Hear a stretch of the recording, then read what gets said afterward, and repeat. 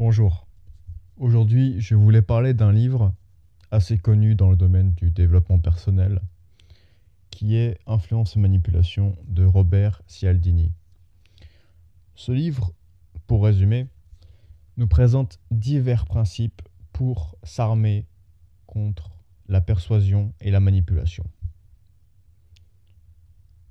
C'est une œuvre pionnière dans ce qui est la compréhension de ce qu'est le jeu social ou le jeu de statut. Divers principes nous sont expliqués et détaillés.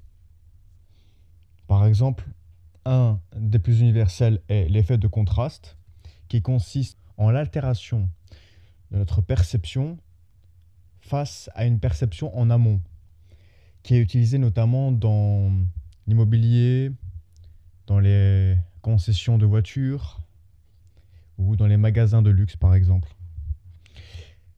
Le premier principe à retenir est celui de la réciprocité. La réciprocité régit notre société car sans échange, il n'y a pas de commerce.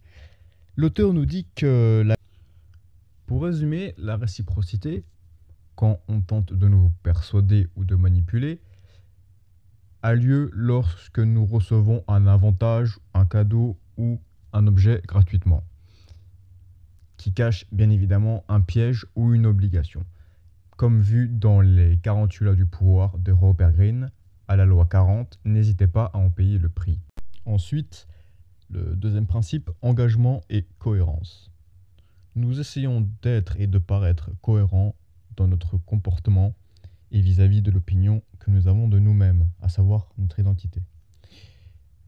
Une technique est souvent utilisée lorsque le principe d'engagement et cohérence est utilisé, c'est celle de la technique du pied dans la porte, qui change la perception de l'individu en commençant par de petites requêtes.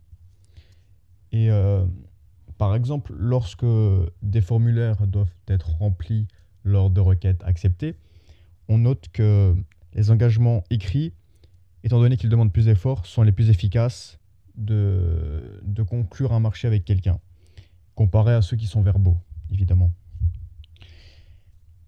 Ensuite, nous avons la preuve sociale. Et qu'est-ce qu'elle nous dit ? Elle nous dit que 95% des personnes sont des imitateurs et 5% des innovateurs. La preuve sociale, on pourrait la résumer en notre pilotage automatique lors des situations d'incertitude ou de conflit.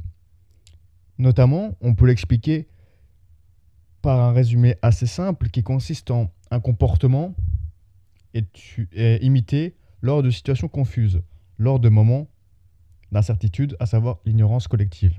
Nous imiterons alors les gens qui nous sont perçus similaires. Le quatrième principe est la sympathie. Nous acceptons plus facilement les requêtes des personnes qui nous sont connues et sympathiques.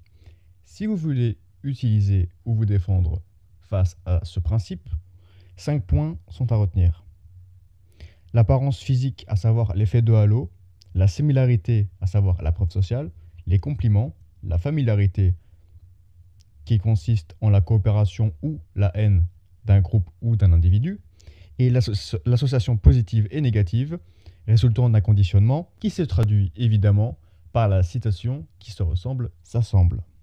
Le principe suivant est l'autorité. 2 questions sont alors fondamentales lorsqu'il s'agit de se protéger contre ce principe. L'autorité est-elle compétente et est-elle fiable et sincère ? 2 points sont à retenir quant à le pouvoir que peut avoir une autorité sur les individus. Les titres affectent la perception de sa taille est elle-même un indice de statut. Les accessoires qui affirment son aura de statut.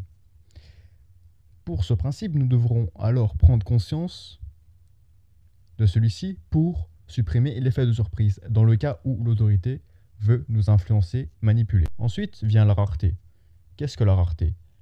La rareté joue sur notre désir de posséder une chose. Et cette chose dépend en grande partie de sa rareté et de notre liberté à l'acquérir. Surtout lors de situations de compétition. Par exemple, les techniques comme les éditions limitées joue notamment sur cette technique, où un objet est perçu de valeur de par sa rareté, mais qui est également dans une situation de compétition, prenant encore plus de valeur. Pour résumer, il faut donc prendre conscience d'une chose en particulier, c'est que nos comportements sont des mécanismes et la persuasion joue sur les mécanismes. J'espère que cette vidéo vous aura plu et à la prochaine.